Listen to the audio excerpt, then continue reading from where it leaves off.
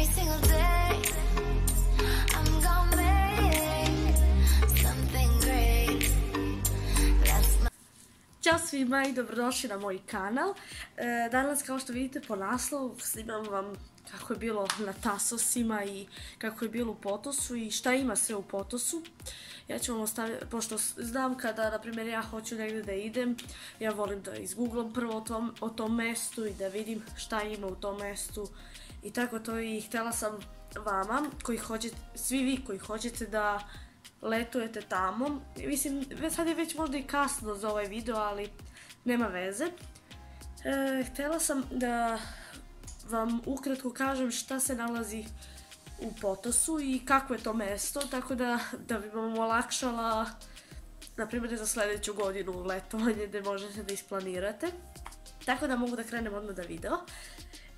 Prva stvar koja sve interesuje, ti trebaš da dođeš prvo na ostrvo i na ostrvu ti realno prolaziš trajektom i sve vas interesuje koliko košta trajekt.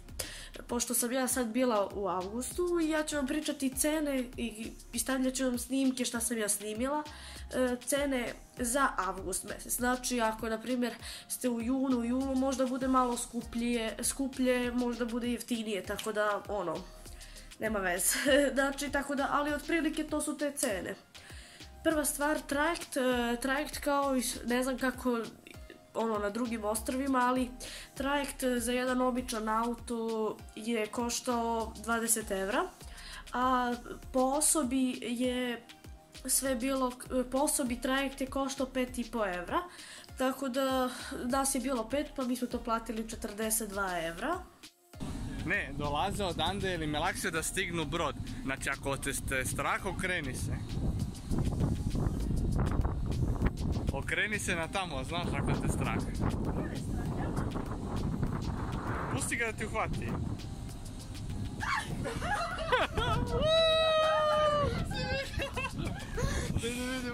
Jao, nisam snimao. Sada o Potosu, htjela sam da kažem da u Potosu ljudi koji iznajmljuju apartmane i tako to, oni najviše znaju nemački jezik, tako da ovi stariji ljudi koji su tu, znajte da sigurno je potreban nemački jezik ili grčki. Oni nemaju pojma engleski, ali na primjer u kafićima gdje god da izađete pričaju ili srpski ili engleski, tako da tu nećete imati problema, ali na primjer ako hoćete da iznajmite smještaj i tako to, obično pričaju nemački. I ako hoćete da izađete negdje ili tako nešto, mjesto je živo, ima baš dosta ljudi i tako da imate gdje da izađete. Ako na primjer hoćete da izađete na večeru, ja sam nekoliko puta, mi smo bili na večeri, tako da imam 2 restorana gdje mogu da vam preporučujem gdje bi mogli da idete i evo i pokazat ću vam snimke, čekaj, bolje ovako da se pomerim. Pokazat ću vam snimke i sa tih večera, tako da prvo mjesto mi smo bili ja sam to zapisala, ali sad ne znam kako se tačno to izgovara. Avera Irene. Tu je stvarno baš dobro bilo i stvarno su porcije kako treba i nije nešto preskupo, ali je gužva, mnogo se čeka.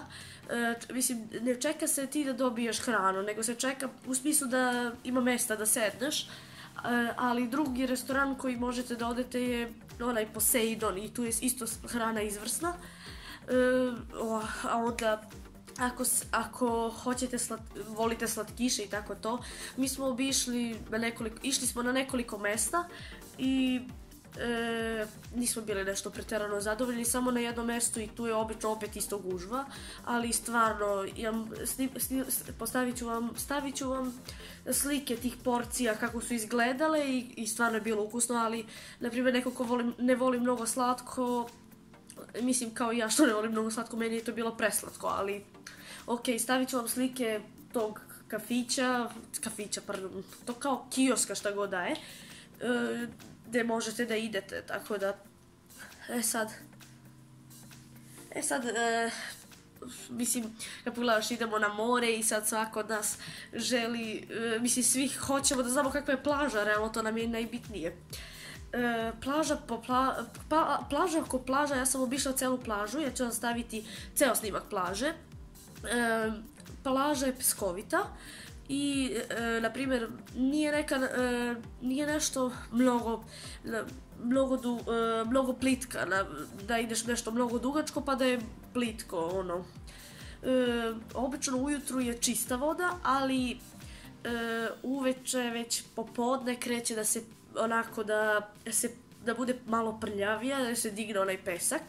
Ali htjela sam da kažem pre toga da kad ulazite u more, prvi deo je onako normalno na plaži je pesak, ali kada ulazite u vodu baš na početku je malo kamenje, ali nema ježevi, nema ništa normalno. I onda posle se pesak vode, mislim sad kada smo mi bili, voda je baš bila topla, tako da ne znam kakva je ranije. Sad, htjela sam da kažem da u kafići, morate da očekujete, pošto mi smo bili 10-11 dana, morate da očekujete da će da vas zadesi vetar.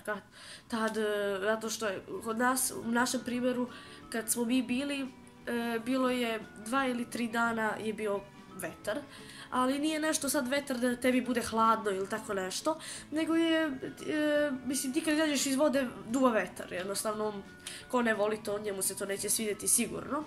I, na primjer, evo, meni šta se desilo, pošto je bio vetar, mi smo stigli na plažu i sad ljudi, ono, iz kafića, kako su bili oni suncobrani, gdje su ti suncobrani bili, koliko je vetar bio, da li taj suncobran nije bio zategnut ili šta, on je izleteo, bukvalno.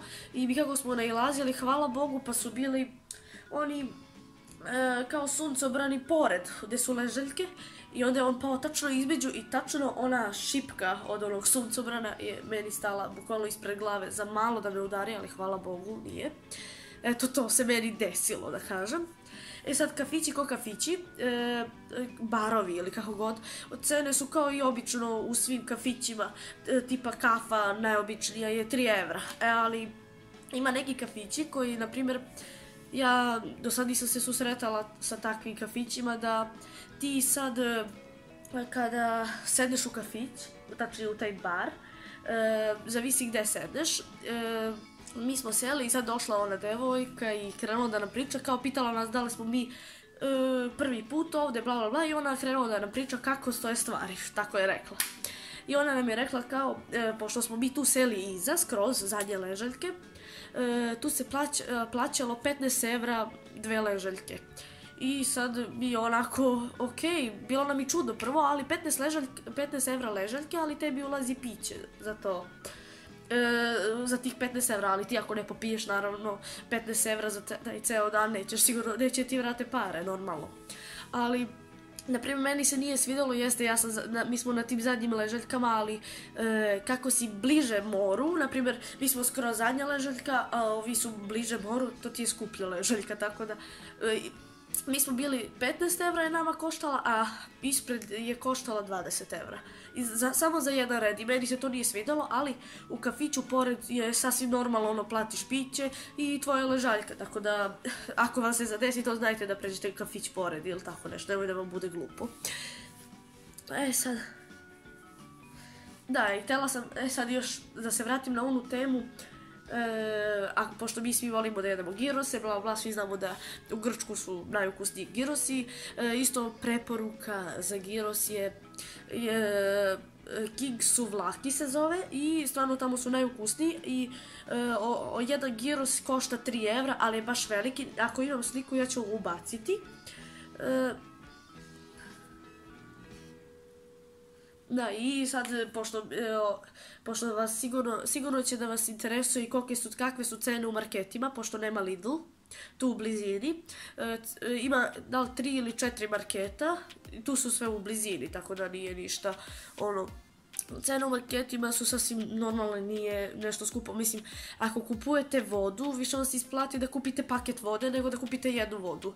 Tipa 6 flaše vode vam dođu vam kao evro i nešto, a ovako kad bi kupili samo jednu flašu vode opet koštala bi vam evro, tako da ono, To je to, kad sam sad da kažem šta ima sve na plaži.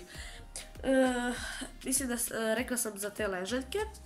I sad kakva je plaža, to sam isto rekla da je plaža peskovita i tako to. Rekla sam i za vetar. Da, ovako na plaži, sad pošto nema na plaži, pošto sad neki vole da budu na ležaljkama, neki vole da budu na svojim peškirima. Htjela sam da kažem da imate mesto kako su te ležaljke i tako to, kako je velika plaža.